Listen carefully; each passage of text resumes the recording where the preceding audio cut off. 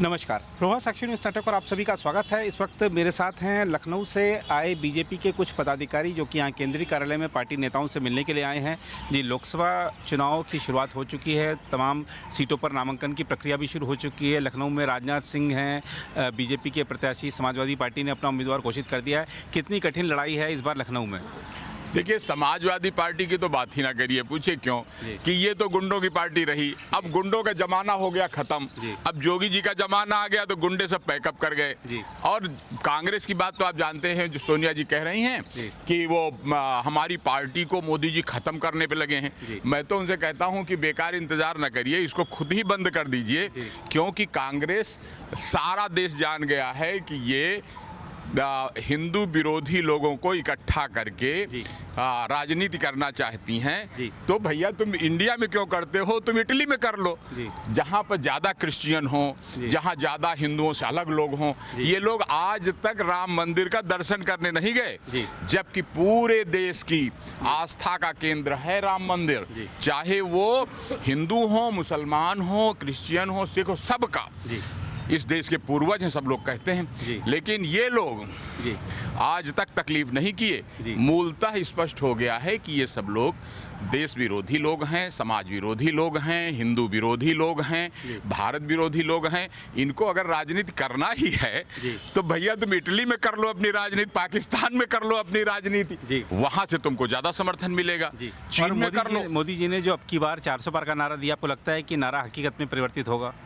अरे, उसमें कोई संदेह ही नहीं है। ये 400 पार क्या, ये तो मतलब पूरे देश में लहर चल रही है कि भारत का पुनर्जागरण हो रहा है। जो 1000 साल की गुलामी मुगलों, मंगोलों, तुर्कों के हाथ, अंग्रेजियों के हाथ इस देश को झेलनी पड़ी थी, ये अब भारत का पुनर्जागरण, जैसे होता है ना, गुलामी के बाद आज़ादी की ओर बढ़ रहा है देश, ये वो स्थिति है। तो आज हम लोग लखनऊ से आए थे, यहाँ पर भाजपा मुख्यालय में कुछ वरिष्ठ अपने पदाधिकारियों से मिलने के लिए।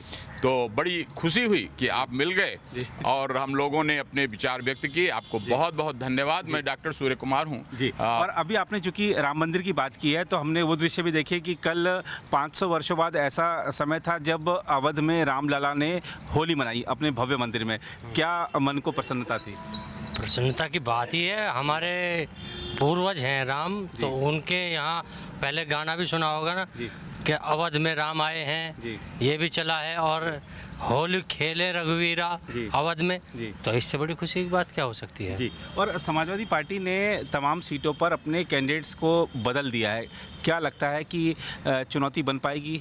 ये कोई नई बात नहीं है। अभी जो सन 22 का विधानसभा चुनाव हुआ, उसमें भी इसी तरह बदलते थे। क्या, पहले एक गुंडे को खड़ा किया, फिर लोगों ने कहा अरे वो तो बड़ा क्रिमिनल है, अपराधी है, तो कहे अच्छा उसको ना दो, उसकी बहन को दे दो, उसके भाई को दे दो। फिर बदल दिए। फिर लोगों ने जो लगाया वो क्रिमिनल गुंडा था, तो फिर दबाव बनाया उसने। मुजफ्फरनगर दंगे के मुलजिमों के बारे में आपने सुना होगा, पहले उसको टिकट दे दिया गया, फिर लोगों ने दबाव बनाया तो कहने लगा अच्छा बदल दो। फिर उसके बाद दबाव उसने बनाया, गुंडे ने, तो कहने लगा अरे यार देखो हमारी पार्टी है ये वाली।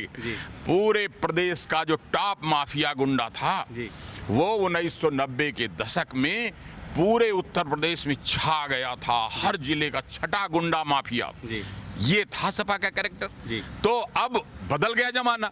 अब गुंडे माफिया के बजाय अब उनका देंगे कि वह मिट्टी में मिला देंगे, बुलडोजर चला देंगे, माफियो गुंडो चुप हो जाओ। और एक चीज़ और है कि अब आप मोदी जी की इतनी तारीफ कर रहे हैं, लेकिन राहुल गांधी कह रहे हैं कि अगर ये आ गए तो संविधान खत्म कर देंगे, लोकतंत्र खत्म कर देंगे और ये आखिरी चुनाव होगा। ये राहुल गांधी के लिए मैं क्या कहूँ, पूरा देश उनको किस नाम से जानता ही है कि पप्पू भाई हैं। तो पप्पू भाई पता नहीं कब चाइना की तारीफ करने लगे, पता नहीं कब पाकिस्तान की तारीफ करने लगे, वोट पाने के लिए कि अरे ये इससे ये फायदा हो जाएगा हमको, तो वो उसकी तारीफ करने लगे। और उनको इतनी समझ नहीं है कि इस देश के बहुतायत 90% 95% लोगों की आस्था इस देश के धर्म कर्म में है। ये आस्था का देश है, लेकिन वो पूरे यूपी नहीं, वहाँ मणिपुर से चले, बंगाल बिहार होते हुए यूपी आ गए, लेकिन अयोध्या नहीं गए। उससे ऐसा बचे कि जैसे लगता है पाप लग जाएगा। अरे पाप तुम्हें नहीं लग जाएगा, तुम्हारा सर्वनाश हो जाएगा। जिस तरह तुमने एक एक करके जो पाप किए हैं भूल गए आप। वो समय अब कहते हैं कि कांग्रेस खत्म कर रहे हैं, भूल गए ललित नारायण मिश्रा का मर्डर कैसे हुआ था बिहार में, मंत्री थे।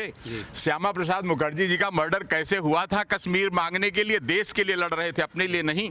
दीनदयाल उपाध्याय जी का मर्डर ट्रेन में मुगल सराय में किसने कैसे कराया था, पूरा देश जानता है। ऐसे पापी लोग अब कह रहे हैं कि अरे लोकतंत्र खत्म हो जाएगा। उस समय क्या हो रहा था जब ये मारे जा रहे थे, सोचिए। जी, और आपने धर्म की बात करी, लेकिन जो विपक्षी गठबंधन इंडिया है वो यही कह रहा है कि मोदी जी धर्म की बूटी दे रहे हैं, रोजगार नहीं दे रहे और महंगाई चरम पर है। महंगाई कौन से समय में नहीं रही चरम पे? जी, सब जगह जो विकास होगा तो महंगाई भी होगी। जी, और विकास 1990 से पहले देख लो, 2014 के बाद में देख लो कितना विकास करा है। रोजगार भी ऐसे मिल रहा है, सब तरक्की पे। लोगों की आमदनी कितनी बढ़ गई है। आमदनी दिशा और दशा बदल रही है देश की। क्योंकि आदमी यही सोच रहे हैं कि हम 20% लोगों की राजनीति कर रहे हैं, कुछ लोग 80% को भूल रहे हैं, जबकि असली तो 80% है। तो हमेशा ये देश हिंदुओं का है, हिंदुत्व ही रहेगा।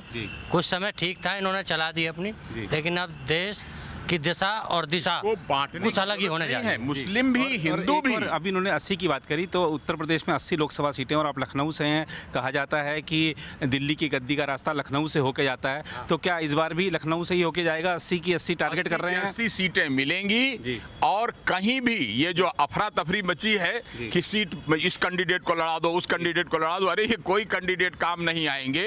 क्योंकि आप मूलतः पूरा देश, पूरा प्रदेश जान गया है कि आप लोग धर्म विरोधी हैं। ये देश आस्था का देश है। यहाँ आम आदमी, धर्म का मतलब रिलीजन नहीं होता, यहाँ धर्म का अर्थ कर्तव्य होता है, जीवन का कर्तव्य, वो हमारा धर्म होता है। उसको ही आप नहीं समझ पा रहे। आप समझ रहे हैं कि गुंडों को संरक्षण देकर, जैसे परंपरा रही आपकी कि वो टॉप का गुंडा होगा, वो बूथ कैप्चर करा लेगा और हम जीत जाएंगे। तो अब ना बूथ कैप्चरिंग का जमाना है और ना ही अब जमाना है कि वो लोगों को डरा धमका कर और लालच देकर और किसी तरह दबा दो। अब वो जमाना नहीं रहा। ये समझने की जरूरत है इन गुंडों बदमाशों के संरक्षकों को। अगर आप भी लेना चाहते हैं देश दुनिया की तमाम जानकारी, तो आज ही सब्सक्राइब करें हमारे चैनल को। साथ ही नीचे दिए बेल आइकन को जरूर दबाएं ताकि हर अपडेट आप तक पहुंच सके।